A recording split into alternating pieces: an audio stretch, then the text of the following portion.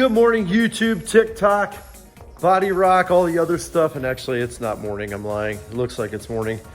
I had an old stomach bug last night, so I didn't sleep. But I got some work I've got to get done today. We're going to be pulling the 944 over to the white side of the garage over here and getting on jack stands, and we're going to place the rear axle and CV joint because they are broken. Let me stop her from pulling in because I need to use this part of the garage.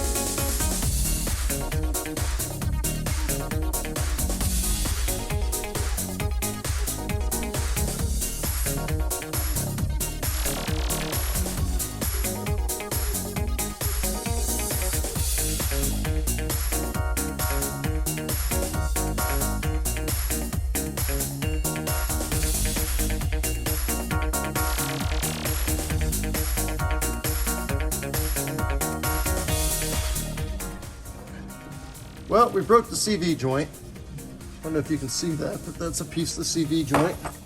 Here's our ball bearings. So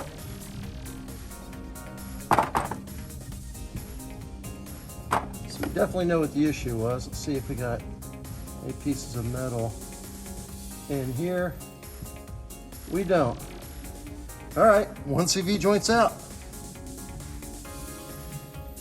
Okay, this video is not sponsored, so other than Nelson's Garage, we won't give anybody a shout out. If you're in the greater St. Paul, Minneapolis area, you don't know about Nelson's Green Garage, you are just wrong, but we are about to throw this this new axle CV joint in. We broke the other CV joint. That was obvious with all the pieces apart. My name is Jillian Ball, and my role is spinning the tire and holding it. That's My it. name is Frank Ball. I'm over here. My name is Nick, and I've been just shifting the gear so he can get the transaxle out, and I also got the little red chair that he's rolling on. I'm Andrew, and I've been playing around with a mallet while everyone else works. Hey, Dad. What are you doing? Something make you ask questions. Working too, ain't it? No. All right, so I'm actually using a little bit of brake cleaner, and I'm cleaning all the grease and grime and all the crap off these bolts when they go back in. They're real finicky on the heads because it's an 8mm 8-point box head, so there's not a lot of grip, and you want to be really careful not to have grime and stuff in there and strip them out. I'm trying to keep all this stuff straight on what pieces, parts go where. We got a little bit extra brake fluid in there, and I've already got a bunch of the dirty stuff out. So that's what I'm doing. What are you doing? How you doing? You're playing with the mallet? Playing with the mallet all day. You beating your own drum? Good. So the tapered bolts here, tapered end bolts with the smaller shims actually go to the transaxle side. The larger ones with the flat end, and you can see they're a little bit longer too.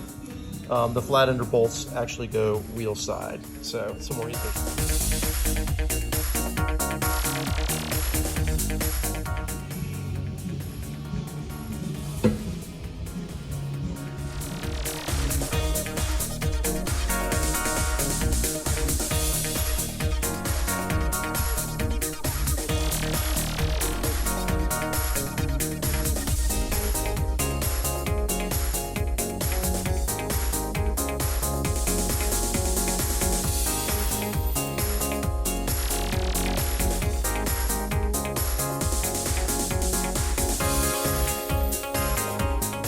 All right, kiddos, what we do?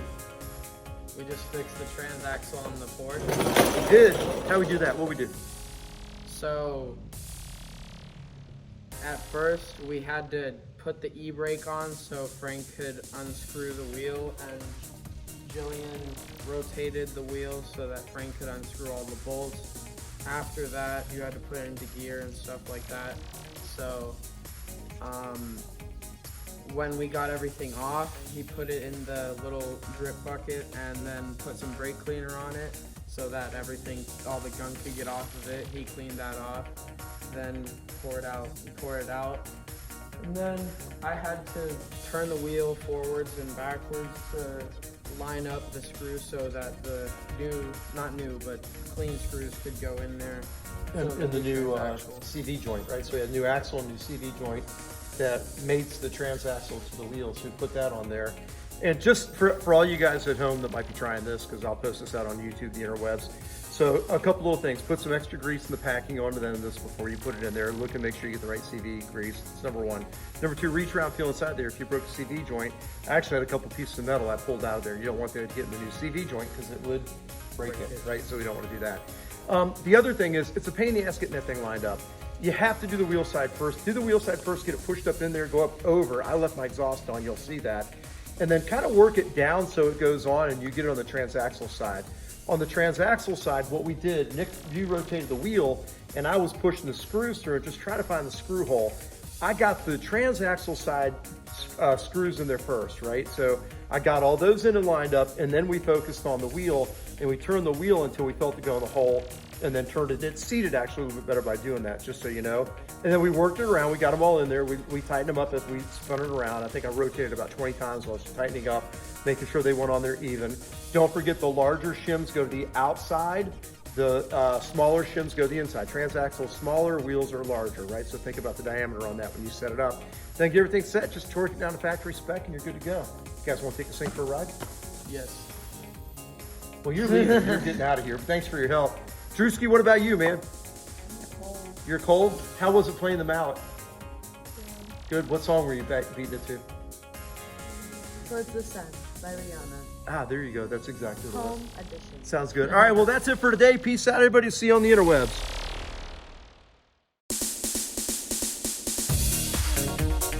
All right, Nick, moment of truth. It seems like it's working. It's driving. We got reverse gear. So what do you think the propensity is for people that do this? When I have no clue what that word is. What do you think most people want to do once they fix a car like this and they put a part on and they're going to do a test drive? Go really fast? Yeah. Are we going to do that? I hope so. Or not? Do you know why? Because you don't want to break it, I guess. We want to make sure everything is seated properly. And what we're going to do is we're going to just take it on a nice casual leisurely stroll, and we're going to double check to make sure that everything is seated the way that it needs to be. And then you go fast. And then we're going to come back. All right, just hold on to that. So we had a little bit of a failure. You can tilt it that way, it gets you a little bit more. There you go. So what we're going to do is just drive this thing and make sure that it's actually drivable, doing okay. And then we'll come back and pull all the cars off. We'll stick it on the lift, and we will make sure after putting it on the lift that all of our bolts are torqued, back to spec. And after driving it, and then we'll be set to go do whatever we need to do. Cool. See you on the flip side.